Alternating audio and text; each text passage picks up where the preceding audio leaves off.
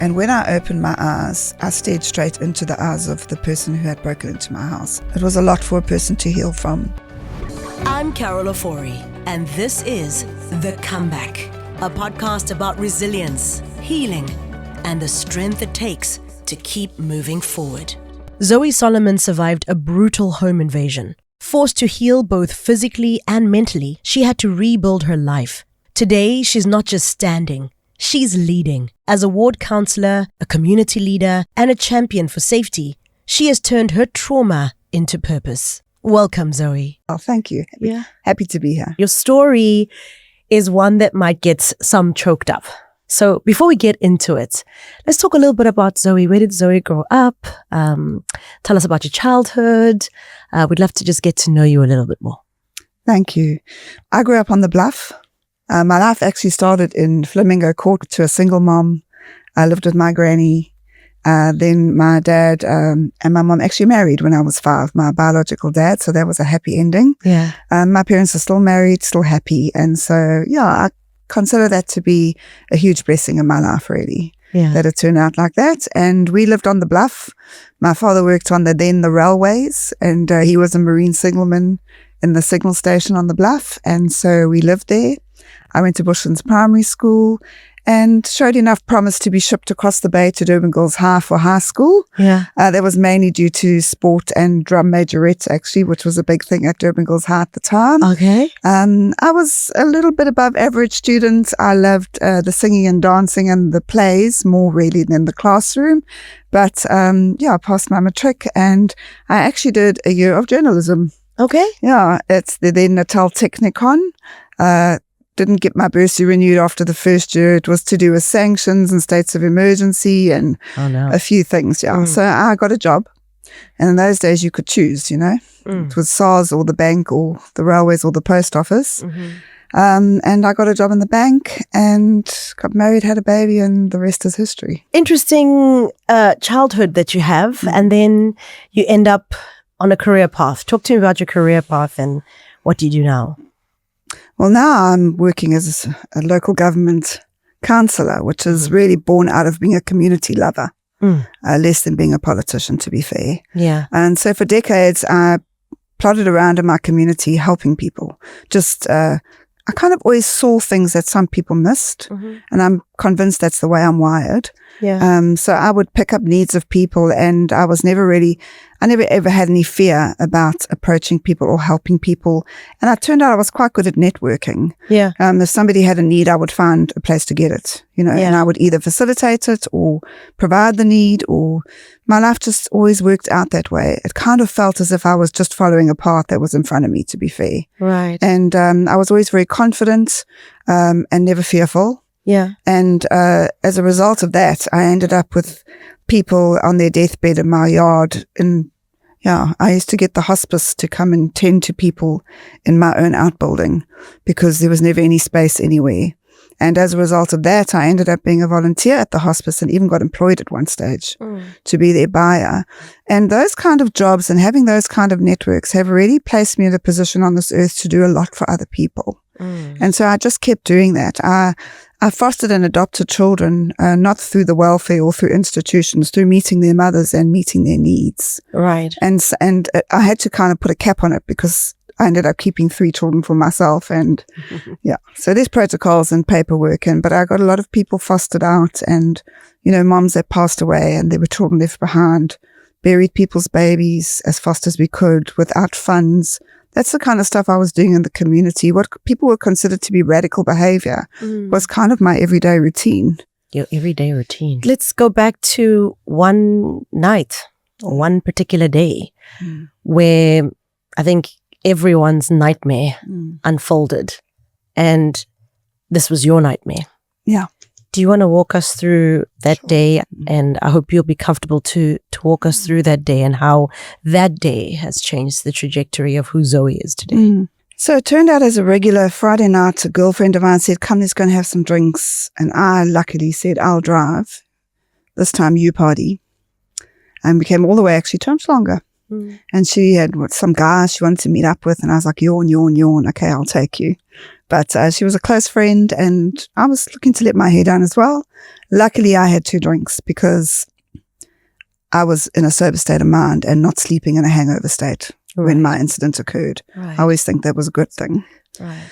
And I got home. It was actually really early. My sons were 10 and 12. My 20-something-year-old was out on a Friday night. So he was out with his friends, and my friend just down the road babysat for me. And she was quite happy to sit with the boys while I went and had some fun. I'd recently divorced. So like everybody was kind of trying to take me out, trying to look after my kids. And I was like, I was really, but it was a good fun time. The babysitter said, I said, look, it's late. Do you want to just sleep over? And she said, no, I'd rather just go home. She was a hairdresser. She wanted to wake up fresh in her own house in the morning. And I was like, okay, sure. I didn't really want to schlep her out, but I did it. And I quickly took her home, literally down the street. Came home, tucked everybody in, locked up and went to bed. Normal night. And unfortunately, not long into my sleep, I actually first smelt a really strange stale cigarette smell. My first sense was smell that picked up that something was in my room. Sleeping on my stomach. And when I opened my eyes, I stared straight into the eyes of the person who had broken into my house. He was literally crouched next to me, but he was looking at my phone. It was dark. So he was actually fiddling on the bedside table. Yeah. And the first thing someone said to me is, you should have pretended you were sleeping, but people don't realize I locked eyes with the person. Yeah. There was no way I could have gone, oops. Yeah, close my eyes again. Yeah. Like if I'd seen his shadow, or if I'd heard him first, perhaps I would have registered, keep your eyes closed. But that did not happen. That was not my experience. And unfortunately, I locked eyes with somebody who had broken in. And what happened from the moment you locked eyes? Yeah. And I mean, he was pretty close if you're saying he was looking at your phone. Yeah, no, I could smell his breath. That's what I was smelling. He immediately jumped on my back. Immediately. And at that time, you're sleeping on your tummy. I was sleeping on my tummy. He immediately jumped on my back like a John Cena thing. I remember thinking, I've only seen this on TV. Like I never considered what it felt like for someone to choke hold you. And that's what he did. He choke held me, and I passed out actually quite quickly. But I did get a chance to scream my boys' names out. It was an instinctive thing to do. And I screamed their names out really loudly, and I passed out. And this was your 10 and 12-year-old? My 10 and 12-year-old. So Malachi and Innocent, he's in Dumisa, we call him Innocent. They shared a bedroom literally across from my door in the passageway. They were really close. And they would have fallen asleep, but I mean, they were young boys. They used to come when I called, no matter what they were doing. So my very first feeling was desperation that he'd hurt my children.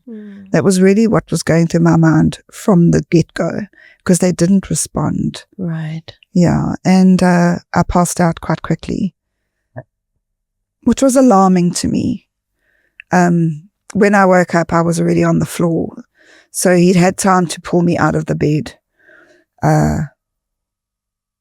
So it's a very confusing feeling when you get into that situation. Of course. Because now, people say flight or fight. I mean, I hadn't really even considered flight or fight. Yeah, I mean, as a concept. I'd never read about it. It never come across my path. Yeah. Certainly was in the forefront of my mind. I didn't have time to think. Besides, you was on your back. Yeah. So there was no much fight you could give with someone on your back. Look, when I woke up, why didn't I get up and run out the door? I don't know. So you woke up and you're on the floor. And where was he? He was standing above me. So I think he wasn't sure if I would wake up.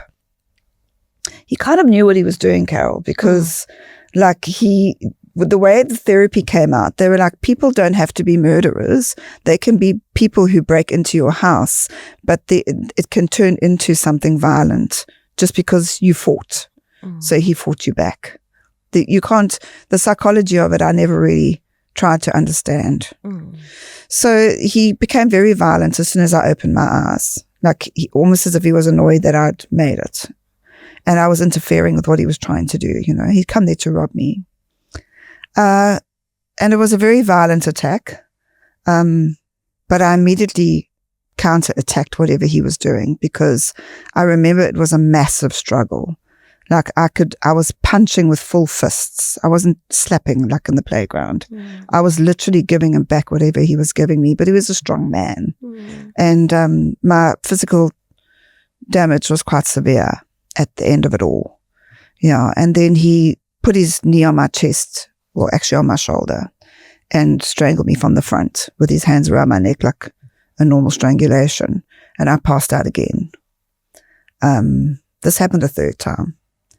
And I started to lose the will to fight because I thought my boys were dead, because why weren't they coming? Yeah. You know, and I thought if I could get out the house to Mandla's room, which was 2 flights up on the road level, I was 2 flights below road level. If I could get up to his room, he's a big boy, and he would definitely protect me. I kept thinking that. Is this your 20-something-year-old? Okay. Who was out? Well, I mean, he's a boy in his 20s, jolting on a Friday. He probably wasn't even in the room yet. I didn't know for sure, but I just wanted someone to protect me. I had this terrible, overwhelming feeling that I needed to give up. Yeah. And I kept thinking the other boys will come and I'll tell them to run out the door and call their brother. Right. But none of that was happening. It was just me alone and this terrible, desperate feeling. And I was starting to give up. Yeah. So there was a third strangulation. And I actually wished myself to stay asleep because I thought, okay, well, this is how it ends. This is actually how I die. What a crazy thing to happen to me. I'm going to give up. And when I opened my eyes again, I was, as I said, I was actually a bit disappointed because I didn't know what else to do. And it was just too painful.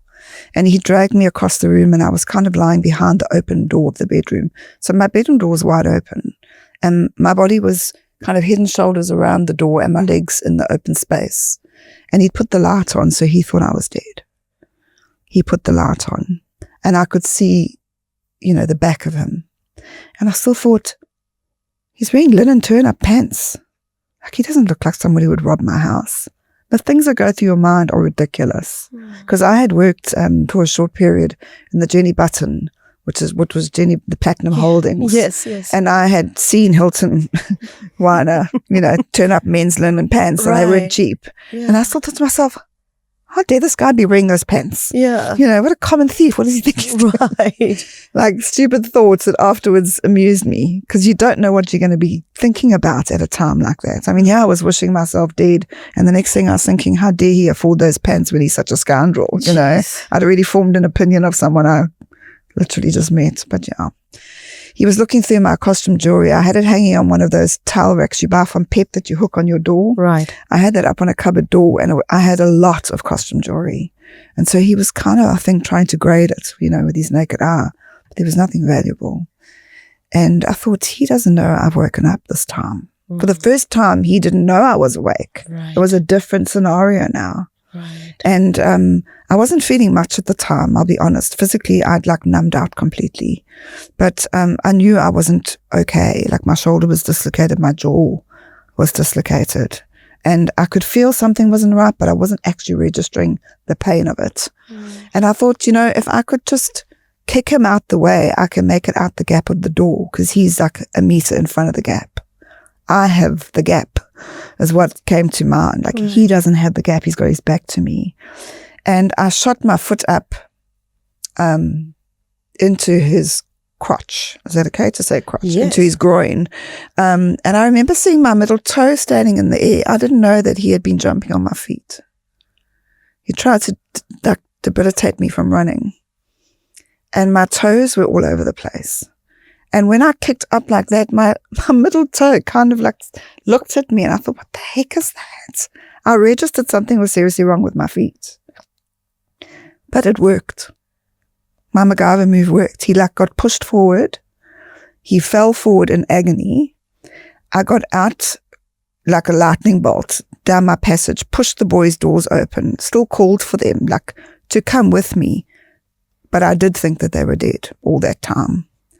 I got through the Yale, got out onto the front of my door, my front of my house, and I had put down those square block pavers, those cheap square guys, those cement ones, and I'd thrown those river stones in between them, kind of to look a bit, you know, a bit fancy, but it was really the cheaper hardware river stoning, and they were like shards of glass I was still thinking, how weaponized are these stones? Like, I put them down here and my children play here. This is what is going through my head.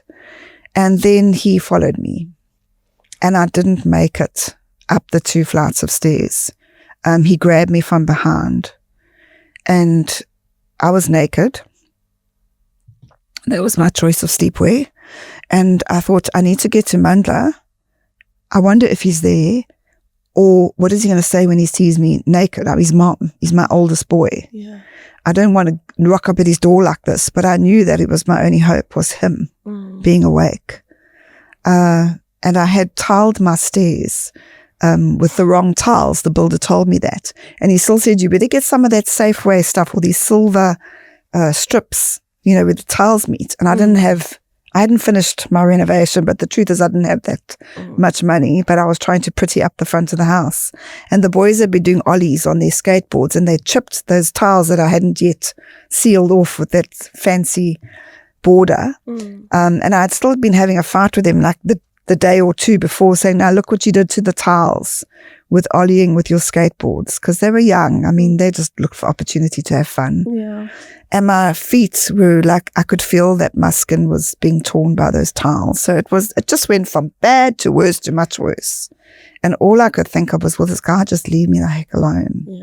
Yeah. My boys didn't come out, but I hadn't felt that despair of giving up again. I kind of went past that to, I'm getting out of here. I've had enough now. And all of a sudden, he disappeared. It's like like he never existed. It was the freakiest feeling. So from being like following you up the stairs to just disappearing? He just disappeared because he realized I wasn't actually going to give up and I was going to keep trying to get up there. And once I was up those stairs, I was on the road, remember? He didn't know my son was at the top in a flat.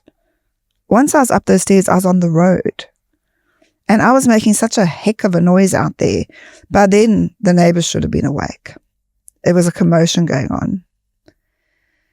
So he just disappeared and I kind of didn't register because I was still like, come on. And then I was like, he's gone. So I ran up to Manda's room and thank God he was home.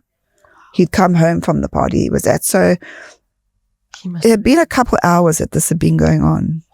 It wasn't a few minutes. The struggle in my room had been going on for a while. And I didn't have any cognizance of time or anything. I just thought to myself, that must have been a long time because he's a 3:00 disco dancer, him being home was a miracle. And of course he was very alarmed and very upset. Gave me his towel, which was the closest thing he could grab off his cupboard door, and got on the phone to my parents who also lived in the same suburb just down the road. And I was just so relieved because my boys came out. Yeah. Malachi had literally slept through the whole thing, which didn't surprise me because we used to know the time of day by Malachi falling asleep on the couch. He was a kid who loved his sleep. So he was the 10-year-old and I was just so grateful he'd slept through it. Innocent had hidden the cupboard, shame, with the bottom half of the beach umbrella for a weapon, thinking he might have to use it if the man came into their room. So what did he see? He didn't see a single thing. He was in the cupboard, but he came out of the house and he ran around the house. He kind of went into this little hero position to go look for him. He was going to look for him. Right. And I was like, don't worry, just stay with me. Yeah. Thinking, I don't know where he is. He could be hiding in the shadows. Right. He could be up a tree. That man terrified me. Like I was terrified of him. I didn't just think it had ended. My parents didn't take long to get there. In fact, they arrived simultaneously with the police. I was just standing in a towel, just so happy my boys were okay. Mandla was getting help. He was taking over. He was, putting the boys in his room. And the police said to my mother, does she have a boyfriend? Because we're not sure this is a perpetrator. That threw me. Oh, wow. That threw me and incensed my mother, who went on about it for ages, but I kind of just forgot about it. And I mean, you see a lot of domestic violence, so he was asking a policeman's question, I'm sure. And my 12-year-old said, there's no sign of forced entry. And my 12-year-old said, actually, if you come around the front of the house, you'll see that they took a post of a fence out of the ground, a very wide pole, made of wood, and they put it between the Spanish burglar guards and managed to, java, sorry, I use a lot of slang, to java the thing so that it made enough space to get their head and shoulders through to climb through my window. So there was definitely sign of forced entry. They'd also taken the TV off the wall, unhooked the treadie door. It was a sunken lounge. There were 2 levels. So they had already planned the lounge, and then, not they, him, had planned the lounge and then come up to the bedroom to rob the top part of the house when I woke up. There was other footprints outside, so there was somebody waiting to help him, with the loot or whatever. Yeah, and they'd stolen the neighbour's washing. So they'd actually come over the neighbour's wall, stolen her washing, jumped the fence into my yard, and seen the opportunity to get through my window. Yeah. So the police were there for a short time. My parents waited for an ambulance, I presume, because they did call one, and then my dad said, get her in the car, let's just take her to Wentworth Hospital, which was the closest local government hospital. And that was a few minutes ride. I had no idea what a state I was in because I was numb to pain. Of course. But when I got to the hospital, my poor mom, she collapsed in the hospital reception. She just literally, it was too overwhelming. And my dad had driven the car, so he was in the car. My mom phoned my very closest friend at the time, her name was Felicity, and phoned her and said, please just get here, which she was in minutes. So by the time I was in the emergency room bed, my friend was next to me. My mom was my mom had her own bed by then because she completely passed out, and she's asthmatic and she was having a hard time. And Felicity was there, and the team in the hospital were absolutely incredible to me. I just remember feeling it really is over now because this is a different scene. I'm in a different place. This is a different scene. These are new people. Yeah. This is my bestie. And I started to calm down. Yeah. And started to feel, unfortunately, because my physical damage was really quite extensive. What were your physical damages? So the worst and most long-lasting injury was my tongue. From the strangulation, my tongue had pushed so hard against my teeth that it was completely lacerated. It even hurt me to breathe in and out. So I was trying to forcibly breathe through my nose. Even that hurt my tongue. Like I couldn't close my mouth properly. And you can't believe what a big muscle your tongue is till it's been swollen out of your throat. It was the craziest feeling. And the pain, if you get an ulcer in your mouth, it aches. You could put salt on or get some meds. My whole mouth was in that condition. So that was radical. It stopped me from talking and communicating as well. My ears hurt a lot. My eyes were completely bloodshot. I looked alien. They were blood red. The capillaries, corpuscles had all burst from the pressure. My little bone across my windpipe had detached, and my shoulder was dislocated. My jaw, my feet were in absolute state between the boys' broken tiles from the ollies and the guy, and I just literally could not stand on my feet. My tissue, the ball of your foot, there were chunks out of it between the grey stones, the ollie tiles and the sky. My feet were an absolute wreck. So can't walk, can't talk. Those are the two main things really. Hey. And then I needed a lot of chiropractic treatment. My jaw, my shoulder, my throat, that little bone that had become unhinged over my windpipe. The chest area where he'd used his knees to hold me down. It was a lot. It was a hell of a lot. Like, as I started to feel, I was like, gosh, what else? Because when you're in that fight, you're not actually cognizant of what you're doing. Like, where am I taking a blow? Where is that hurting me? How did I land on my back like that? You don't think about those things. I'm sure if you're a trained fighter, you do. You're blocking and bobbing and weaving, and you're making sure you get hit in the places you can take it. But when you're being attacked, there's no planning. There's no planning. And I'm a toughie. I'm a tough girl. My nails were ripped because I had hurt him. I did put up a good fight. I know I say I fought like a polecat, it's a joke, but the fact of the matter is it turned into a bit of a street fight kind of scenario because I was clawing at him, punching him. I lost a lot of my fingernails. My fingers ached so much. You punch someone once, your hand hurts. And this went on for a very long time. So that the aching in my hands was a lot. And forensically, they said that the blood in the room was his blood. I didn't actually have any blood loss. Yeah. My blood loss was outside when I ripped my feet apart, but the blood loss in the bedroom was not mine. So it was a proper fight. Wow. Yeah, it was hectic. And also your body biologically lets go of all functions when your body thinks that it has to just keep you alive. Right. So I had this really beautiful aroma of my own urine and feces that I'd been rolling around in and been dragged around in. Like it was just the worst case scenario, you know. Forget about feeling pretty or trying to cover up.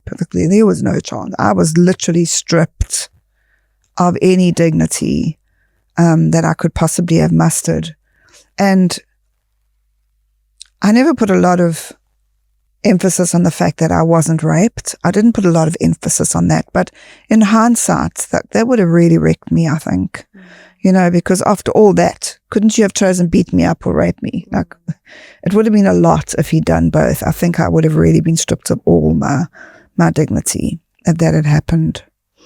But he didn't. And there was a male nurse. He was so kind to me. He came right down close to my ear and quietly whispered, "I'm going to check you for penetration." And then he gave me antiretrovirals anyway. Because of the blood, they presumed that I had swapped blood with him, but in fact, I hadn't. So medically, I had a lot of help. I had chiropractic treatment. I had the doctors.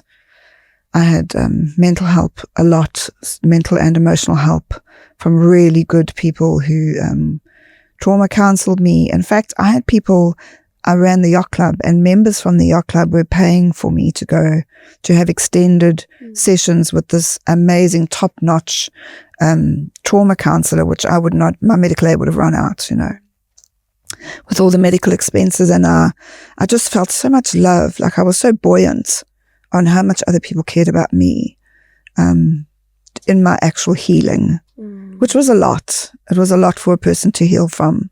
Yeah. Yeah. So that was well taken care of. I was well taken care of.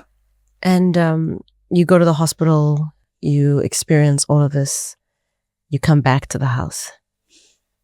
What was that like? Yeah, not straight away. My sister in her wisdom cleaned my room. The forensic people were not very happy. She didn't want me to come home to the bedroom in the state it was in. So she cleaned, like you see in the movies, my bedroom. So that didn't really help with the investigation, but I understand what she didn't want me to come home to that. It was a nightmare of a place. And I said, look, I'm not going there. So my best friend said to my parents, everybody come to my house. So I was taken to my best friend's place. I remember she had a really big round tub. It was so fancy. I had like a regular 80s bath, you know, and she had one of those jet tubs. And I remember her putting bubble bath in there, and I literally must have laid there for hours. And a colleague of mine came over to visit. Well, people kept coming in streams. In fact, even my ex-husband arrived on an aeroplane, which was amazing. He was there in a few hours. And I had this like resentment thing. May he rest in peace, because he's passed away since we were divorced. But I had this kind of resentment that he left me in that big house with the children. In my therapy, I almost like, why was he not there? It would never have happened if he was there. So I had to deal with all that emotional strain of the divorce and the resentment about us being alone and, you know, the regular stuff. I kind of had to relive divorce feelings. So it was a lot. Oh, that is a lot. Yeah, it was a lot. But it happened within 6 months of the divorce. It was very quick. So he arrived on an aeroplane and he was like feeling really guilty. So he had a lot to deal with as well. Compounded my emotional problems, to be fair. But I remember sitting in this big bath, and this lady came who was actually part of the sailing team at my work at the Point Yacht Club, and she climbed in the bath with me, and my mother was like, I mean, my mother's not, she's not old fashioned, but she's like, that's a bit odd. Because she'd never met this woman. She wasn't part of my inner circle, but obviously at work you have a laugh, you know. Yeah. Your parents don't always know who your people are. Right. And this lady climbed in the bath, bless her, like, she was just one of those salt of the earth people, and she just wanted to like be close to me and make me feel better. And such a silly gesture, but it meant so much to me. Like I was being replenished emotionally by these people, even by my ex-husband arriving on an aeroplane. It was like, you know, well done. Thank you. He cared. He still cared enough. And I grew up there. So all the people are my friends. Everybody rallied around. People were just taking care of my kids, and I just stayed at my friend. Yeah. And then my daughter, who'd recently married, shame, like recently married, was having her first baby in a few days. She lived adjacent to my cousin in a semi-detached house. And my cousin and my aunt, and they said, look, come up the hill to Hillcrest and just come and get your atoms back together. Just come to us. And to be fair, I couldn't really think for myself. I'll be honest. I was unhinged, man. I couldn't string a sentence, never mind physically, because of my tongue, but I actually had no coherent thoughts. I felt like an amoeba. Like I was just a one-cell organism, and I just had to like shape over here and shape over there. It was a strange, like that's the best analogy I can think of. I had no preconceived thoughts. I didn't plan what I was going to do. I didn't think about where I was going to go. Like I was just going with what everybody did. And that went on for a really long time. And the therapy started to help. I started to think, get patterns of thought, be cognizant of what was going on around me. I started to get better through the therapy, definitely. My granddaughter was born. Her name is Hannah. She's 13 now. And she was born, and that gave me it brought me back down to earth. Yeah. Obviously, I adore my child so much, and here was a little replica. Like it just gave me something to hold on to physically and mentally and emotionally. Right. And it took me a very long time to go back to my house. How long did it take you to go? Oh man, my timelines are not very good for that space of time, but I still went to stay with my sister, who was also up in Hillcrest. Her son had gone to Kersney, so she'd moved up there to be closer to him. Although we all lived on the bluff together, and suddenly people started going up the hill. I think it was the first mass exodus, Right. Everybody left and went up to Hillcrest in those days. It was, people were moving up the hill. We used to joke about, immigrating to Hillcrest from the bluff. Right. But some of my family had. And so it was a welcome reprieve to be out of my community, to not have so many visitors. But eventually I was okay enough, physically well enough. I could go back to work. They let me come back half day to ease in. Being a manager of a yacht club is not a small job. There's a lot to do. It's a big place and a lot of activity. And I was worried about it, and it didn't work out. I literally was non-functional, not for what they needed. And so I actually had to leave. That was very sad for me. I was the first female that ever had in 120 years. I was so proud of myself. Wow. And I was really trying to own it, because I had worked with FIFA before that, with match services on the World Cup. Right. And I had really loved that job, and some of the people stayed on with FIFA, and I had this opportunity to run the yacht club. And, I had all those kids at home, and I couldn't really flit off to Brazil to plan the next damn FIFA. Yes. I looked for a job, and I found that job, and I really thought, okay, this is it. I do have to work now, because I didn't work a lot when I was married, to be honest.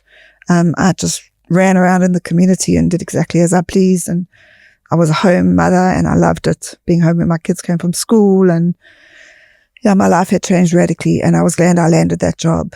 And it's as if after that attack, nothing mattered. It's a very terrible space to be in. Like I just failed at everything I was ever good at. That was a massive blow to me, because even if I could think the right thing, I couldn't articulate it. Even if I could string together enough thoughts to do something right, I couldn't physically do it. There were just so many debilitating things going on. And I felt disjointed. That's the best way to describe it. Disjointed. And I tried to stay in my house. Man, it was impossible. Like I could not sleep, I had so much support and help. My aunt even got me a dog that checks on you. Like this beautiful big furry Rottweiler. And he would sleep, check my breath. Wow. Yeah. He's like a dog that does that. They tried that. I had people stay in my house.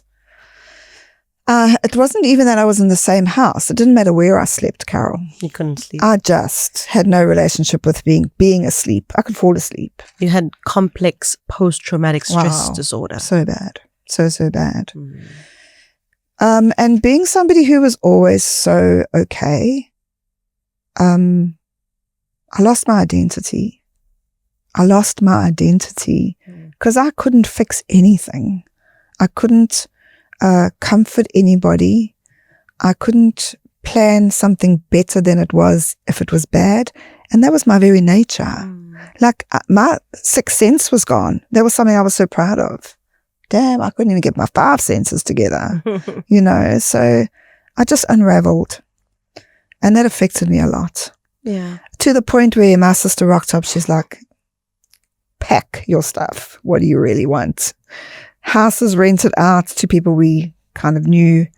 Houses rented out, furniture staying, pack up. You're out of here. My ex-husband became quite functional at the time, which was a fresh breath of fresh air. With the boys, he kind of helped, but he worked away.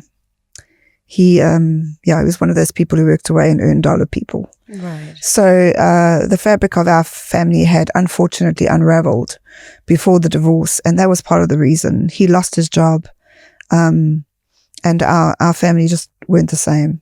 He started working away. Our home life was just too difficult and too different, and things fell apart. So my kids had gone through so much, Yeah. My daughter had been married, so luckily she was out of the situation. But of course she felt the pain of what we were going through as a family. When you have such a blended family of different children, every child from a different mother, and we'd functioned so well as a unit, and we were so happy, to see that fall apart affected everybody a lot. But when I was in that condition, he did a lot to help me, especially with the children. And the boys ended up living in other families' homes. Because I didn't know Monday from Friday. I mean, the boys were contacting my sister saying, Mom hasn't made any food since Tuesday, and it's like Thursday night. And I was like, have you drank 6 glasses of water? Did you eat an apple? Where's that banana I put in your suitcase? I was one of those moms, I never negotiated food groups and how much water you drank.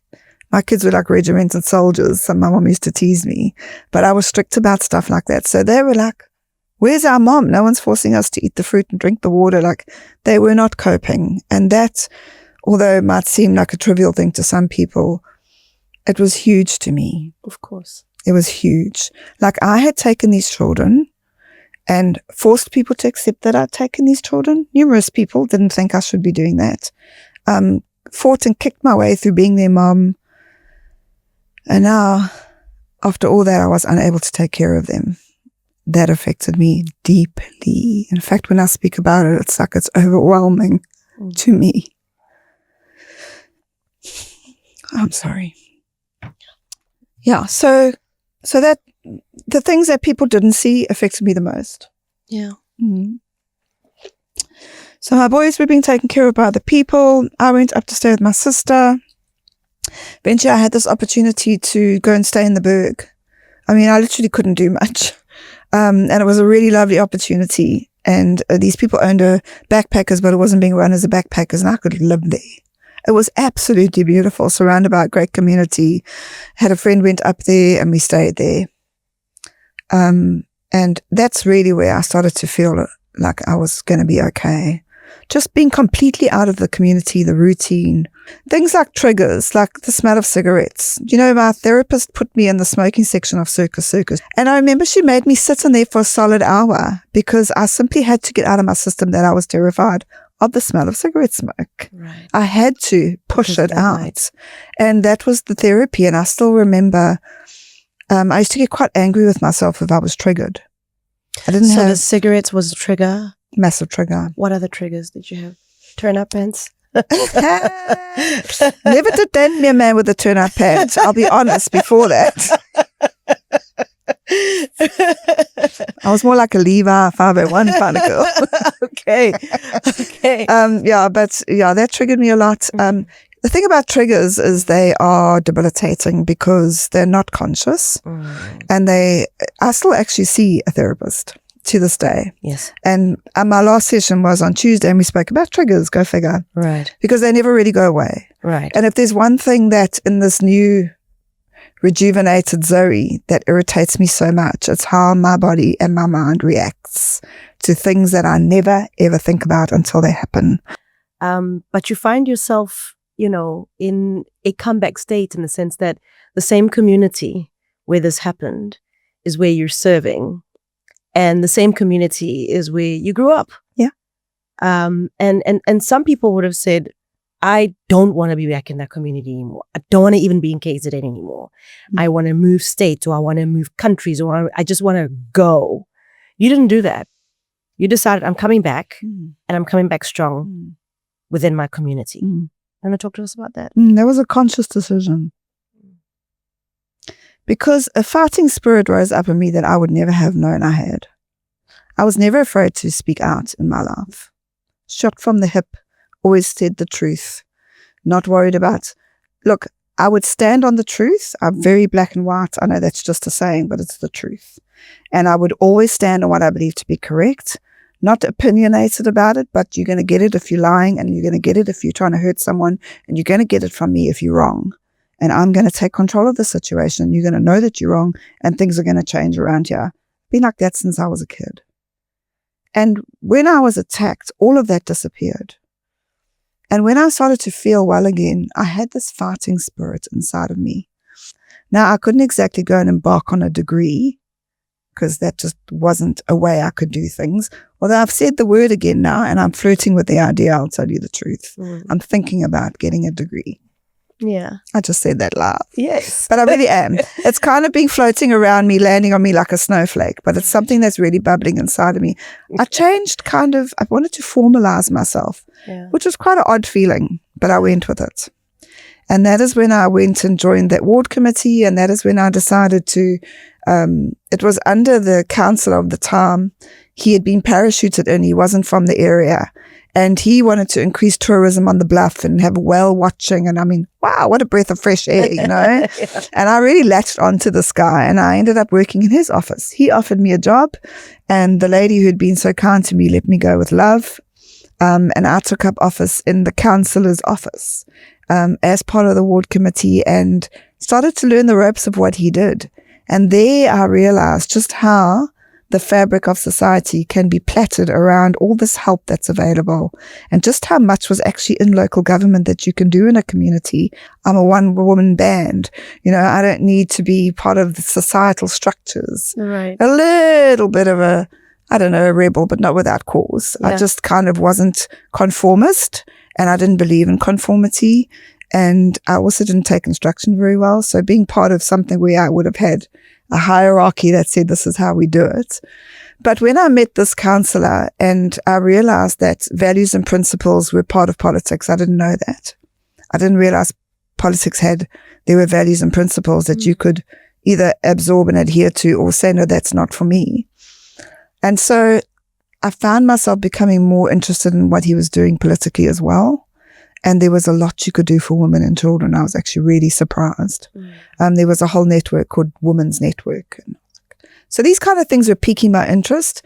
And I'm sure my path was just going in a way of, oh, that works, pick that up. Oh, that work, pick that. Like all my little parts became a whole. Yeah. And suddenly I was able to be in an environment where I could flourish. And I hadn't flourished for years. Right. So this was around 2016, 2017, 2018. I was employed formally. Okay. Yeah. So I started earning a salary, not a stipend. Right. Yeah. So I'm also curious. Yeah. Did they ever find him, this man? Nah. I could be walking past him every day, babe. And would you be able to identify him? Never. Saw him? I'm sure he's changed his pants by now. Yeah. I literally would not have a clue what he looks like. And I do think that the trauma of the situation kind of protected me from remembering his image. Imagine if every time I closed my eyes, I had an image of him. Right. I don't know if I psychosomatically blocked it out, but I literally don't have an idea what that man looked like. Sure. So here we are, Zoe, 2025. This happened in 2021. Your life has changed so drastically. If I had to ask you what is your comeback, what would you say? My comeback is love for community, because I'm propelled by seeing people flourish, changing cycles, especially poverty cycles and generations. Like, I try and access everything that's available to people. You know, if I hear that there's something that's an opportunity, I try and bring it to fruition. I get 3 million rand a year. Let's spend it on the paddling pools. Hello, retail therapy. And I swam in those paddling pools, and it's quite sad to see things fall apart. I mean, it's, status quo. But the fact that me as an individual, because I took this job, can access 3 million rand and paint and fix and put new chairs so that the new children can swim there for the next generations to come, just like I did, like my children did, like my grandchildren did. That's life to me. That's a comeback. Zoe Solomon, thank you so, so much for your time. We appreciate you being on The Comeback. And I think your life lessons and your life experience is definitely going to be something that many people are going to resonate with. Thank you again. Yeah, thanks so much, Carol. I'm grateful. Thank you. The Comeback with Carol Ofori is an East Coast Radio podcast.